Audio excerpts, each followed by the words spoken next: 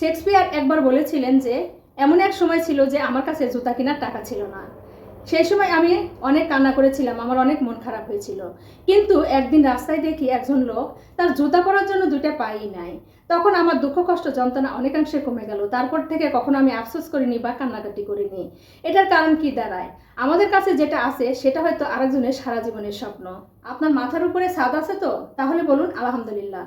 কারণ আজকে রাতে লক্ষ লক্ষ মানুষ খোলা আকাশের নিচে রাত কাটাবে।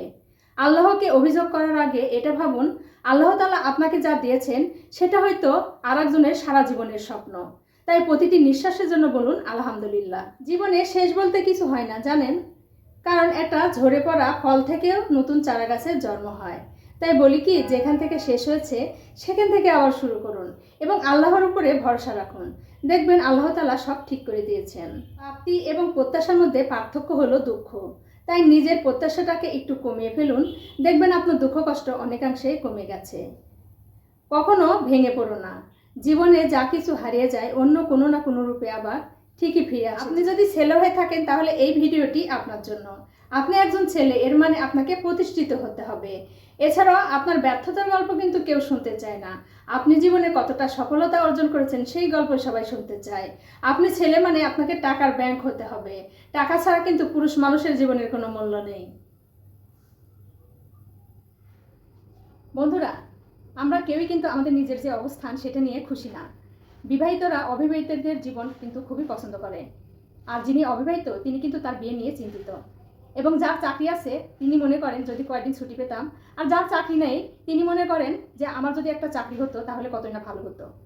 এবং একজন শিশু যখন ছোট থাকে সে কিন্তু বড় হতে চায়, আর যখন আমরা বড় হয়ে যাই তখন মনে করি এই শৈশবকালটাই আমাদের জন্য বেটার ছিল বা বেস্ট ছিল। তাই আমরা কখনোই আমাদের নিজের অবস্থান নিয়ে কিন্তু খুশি না। একজন পুরুষের মাথায় যে পরিমাণে টেনশন এবং দুশ্চিন্তা থাকে সেটা যদি 10 জন মহিলার মাথায় ভাগ করে দেওয়া হতো তাহলে কিন্তু মহিলারা কিছুক্ষণের মধ্যেই পাগল হয়ে যাবে। বন্ধুরা, জীবন থেকে সেদিনই বিশ্বাস উঠে গিয়েছে যেদিন দেখেছি মশার কয়েলের উপরেই মশা বসে আছে। মানুষ বলে স্বপ্ন নিজের যোগ্যতা অনুযায়ী দেখতে হয়, কিন্তু আল্লাহ তাআলা বলেছেন তোমরা স্বপ্ন দেখো, সে অনুযায়ী চেষ্টাও করো, পূর্ণতা দেওয়ার দায়িত্ব কিন্তু আমার। সুবহানাল্লাহ।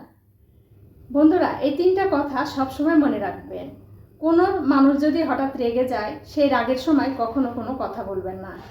2 নম্বর হচ্ছে আপনার খুশির সময় এবং আনন্দের সময় কখনো কাউকে কোনো প্রতিশ্রুতি বা ওয়াদা দিবেন না। এছাড়াও আমাদের জীবনে যখন দুঃখ কষ্ট যন্ত্রণা আসে তখন আমাদের কিন্তু হুটহাট করে কোনো সিদ্ধান্ত নেওয়া উচিত হবে না।